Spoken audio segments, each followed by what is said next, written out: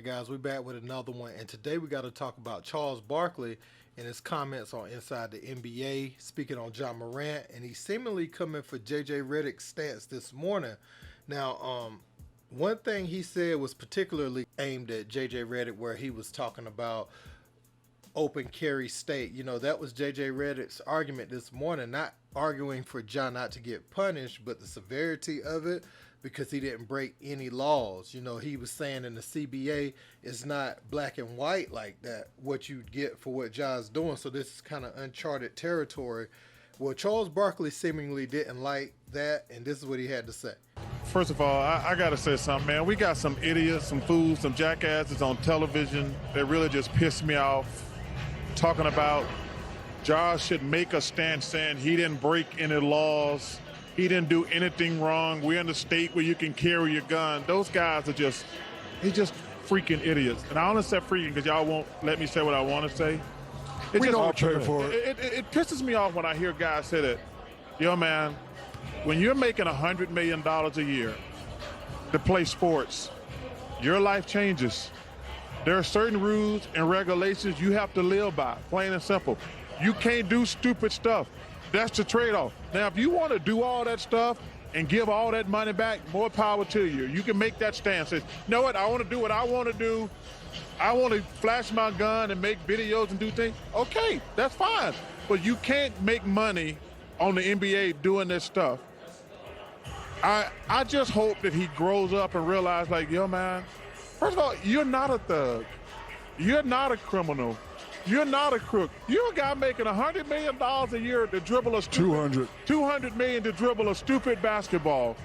And you hit the lottery. We all hit the lottery to do something. There's people out there work 9 to 5, 8 and 9 hours a week, gonna make $25,000 a year. They would kill to be in our situation. And, you know, Kenny's right. At some point, it's not your friends. Bill Parcells used to always say, and I love it, he says, yo, man, you just an unlucky dude. Bad stuff happen around you all the time. You just an unlucky dude. No, man. You got to look in the mirror and say, yo, you know what? Maybe I'm the problem. And it's disappointing because the kid's a great player, but to be a fool already, then be a bigger fool a couple months later, and this is like your fifth or sixth gun thing.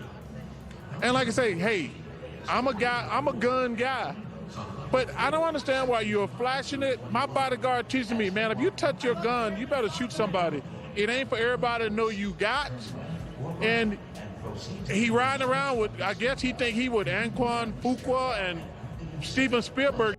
When we talked about this yesterday, one of the things that I mentioned was we weren't privy to the conversations when he was first suspended. We didn't know if they had discussed, you know, another infraction, what the penalty would be. And it seems pretty clear from that conversation between Adam and Malika that actually wasn't discussed. It wasn't discussed if there was another incident.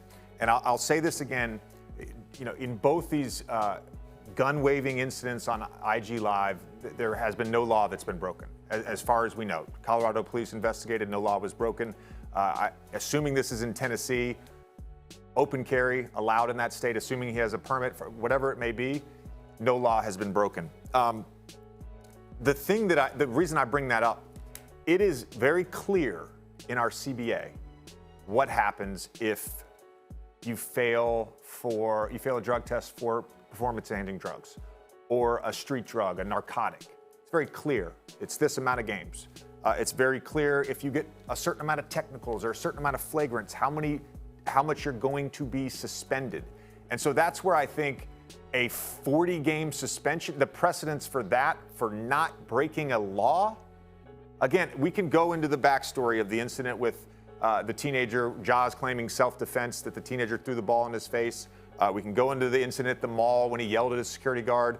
We can go into the incident with the Indiana Pacers traveling party. As far as we know, all of these things have been investigated and no law has been broken. I'm not condoning the behavior. I'm not saying there should be no punishment. There should be. There should be consequences. You are the face of the league. You are representing the NBA. You are a role model to young kids. All of that. I don't think half a season is the right answer. And the last point I want to make, because you bring this up, the guns on social media, we talk about consequences. Look, in our country right now, gun culture is pervasive. It's pervasive. We've got mass shooting after mass shooting, and nobody's doing a damn thing about it. So I get why we're so sensitive to this right now. But there's no consequence for Greg Abbott telling his constituents that they should go buy more guns, and then we have mass shooting after mass shooting in Texas. There's no consequence for an elected Tennessee official to send out a Christmas card holding AR-15s with his young family, and then there's a shooting in his very district. There's no consequences to that. So why are we trying to lay down the hammer on a 23-year-old who didn't break a law? Explain that to me. So you could see JJ Redick's emotion right there on his stance, and that's exactly what Barkley was coming after. And Stephen A. actually agreed with JJ Redick, so honestly, he's coming after both of them. What JJ Redick is saying is he's going facts over feelings. He's sat in those players' meetings. He knows the CBA. He knows all the policies in the NBA and everything. And he's saying for what Ja has done, no matter what it looks like or how it's perceived based off what he's done the last time, this is the fact of the matter. There is no black and white set punishment for there is for a certain amount of tax, drug policy, all that stuff. Barkley is saying morally, when you sign up to be an NBA player, you sign those contracts. It's an unwritten rule. No matter what they say in your contract, exactly, certain things is just off limits because you are expected to carry yourself and conduct yourself in a certain way. Now, what JJ is saying is, and I think this is what JJ said yesterday, he's looking at 16 game suspension, double up the suspension from last time. You got other people leaning on the side of 40 to 50 games. Chuck and those guys is looking at it from the standpoint that, man, when we played, we had a big part in the NBA becoming what it is today. So when they see a young player squander these opportunities and they see them treat their NBA career this way and get paid more than these guys got their entire career on one contract, they feel some sort of way about it.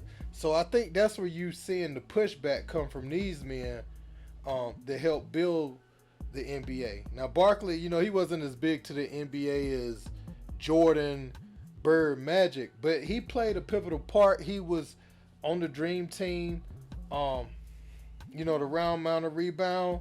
He's a legend, and his commentary and all that, inside the NBA, just the coverage they did of the NBA helped take it to the next level. Ja Morant, he's gonna have some soul searching to do to not lose all of this because he's working very hard on that right now. JJ Redick isn't going to bat for him though. What I would say to Chuck is JJ Redick is just saying if it was written in black and white, we could say Ja's gonna get this amount of games for this thing.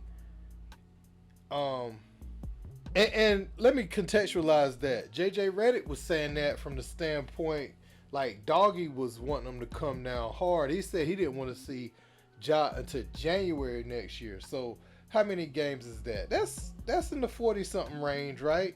Because the All-Star break is around Valentine's Day every year. So, that's probably around, 30-something, 40-something games Doggy is talking about. And so that's why JJ was responding that way. He was responding to his comments there's no clear punishment. There's no clear course of action. So they're going to have to work through, talk to different people and see what everybody think is appropriate before they can move forward. And I just want to know who y'all agree with. You agree with Barkley's take or JJ's take? Don't forget to like, share, and subscribe. Until next time, peace.